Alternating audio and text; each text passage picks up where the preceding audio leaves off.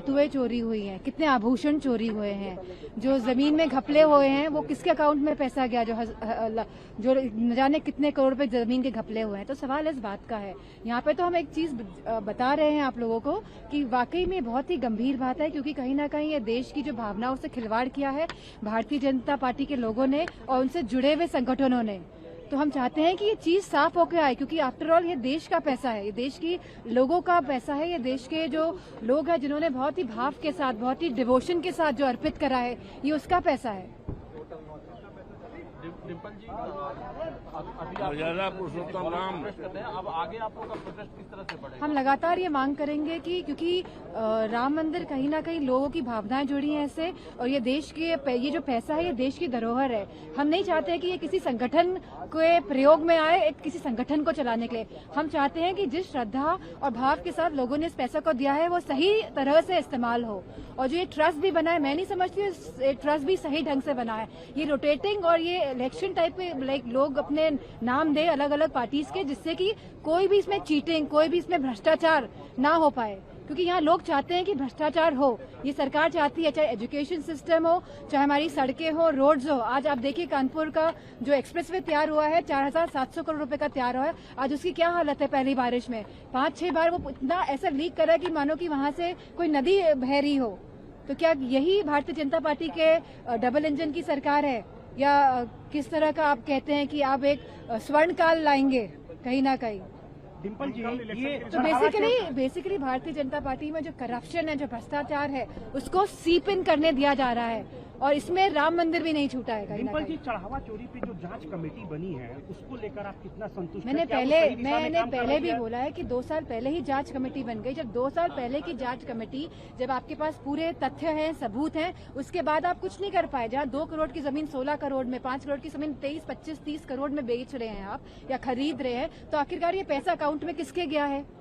तो ये अपने आप में ये पूरा लूप बना हुआ है, भ्रष्टाचार का जो लूप इन लोगों ने क्रिएट किया है, जिसमें से ये लोग नहीं चाहते हैं कि देश बाहर निकले, और देश इस भ्रष्टाचार में फंस चुका है। देश का जनमानस जब तक भगवान प्रभु श्री राम के मंदिर की जो लूट और डकैती हुई है उसकी एक एक पाई का न केवल हिसाब बल्कि दोषियों पे कठोरतम कार्रवाई जब तक नहीं कराएंगे तब तक देश का जनमानस भी शांत नहीं होने वाला है। बीजेपी कह रही है कि ड्रामा कर रही है अपोजिशन। काय का ड्रामा है? काय का ड्रामा कर रहे हैं? तो बीजेपी क्यों नहीं तैयार हो रही है? हमने तो पहले दिन से मांग की है। 20 तारीख को सदन शुरू हुआ, 19 तारीख से समाजवादी पार्टी, हमारे नेता आदरणीय अखिलेश यादव जी मांग कर रहे हैं। आखिर चर्चा पे सरकार क्यों नहीं तैयार हो रही?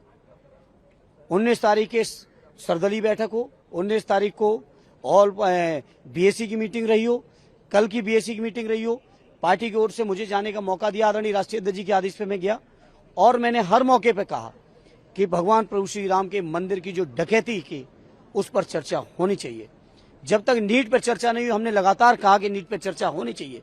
जब से हमारे नौजवानों के ऊपर हमले हुए हैं, अपमान हुआ है, जलालत झेली नौजवानों, हम लोग लगातार मांग कर रहे हैं कि आए देश के गृह मंत्री जी सदन को बताएं कि आखिर घटनाक्रम क्या था। क्या ये जिम्मेदारी माननीय गृह मंत्री जी की नहीं है? क्या अपनी जिम्मेदारी तो पूरी नहीं कर रहे हैं, विपक्ष के ऊपर आरोप लगा रहे हैं।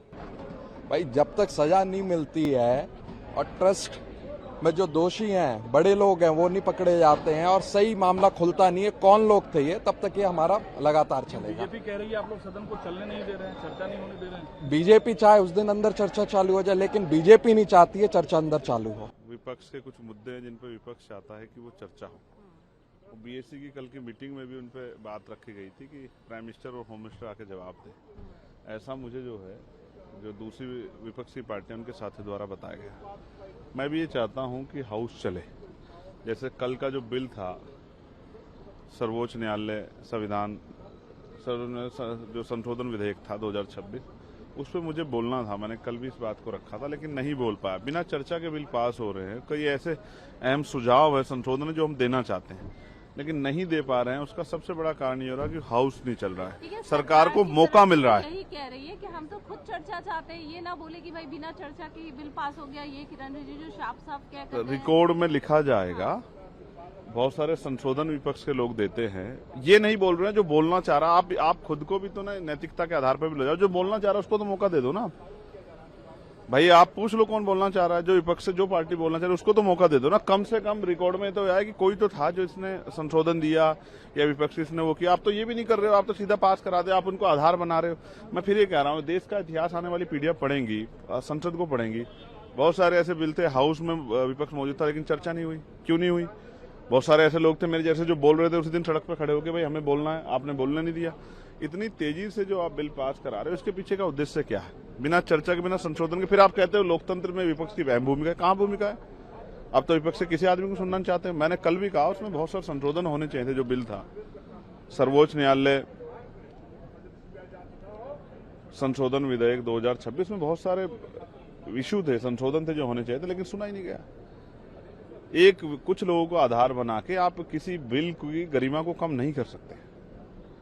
हम बोलना चाहते थे कि उस पर बोले, लेकिन अब नहीं बोल पा रहे हैं। क्या करें? मन में पीड़ा भी है, क्षेत्र के बहुत सारे इशू उठाने हैं।